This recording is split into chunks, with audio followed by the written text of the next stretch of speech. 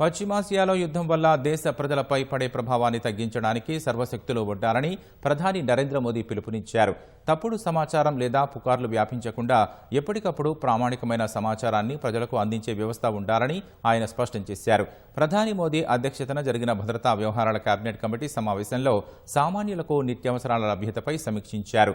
యుద్ధ ప్రభావం నుంచి ప్రజలను రక్షించడానికి అన్ని రకాల ప్రయత్నాలు చేయాలని ఆదేశించారు. పశ్చిమాసియా సంక్షోభం దృష్ట్యా వివిధ మంత్రిత్వ శాఖలు విభాగాలు చేపట్టిన చర్యలపై ప్రధాని చర్చించారు. పెట్రోలియం ఉత్పత్తులు, ఎల్ఎన్జీ, ఎల్పీజీ సరఫరాకు ఆటంకాలు లేకుండా చర్యలు తీసుకుంటున్నట్లు కేబినెట్ కార్యదర్శి టీవీ సోమనాథన్ వివరించారు.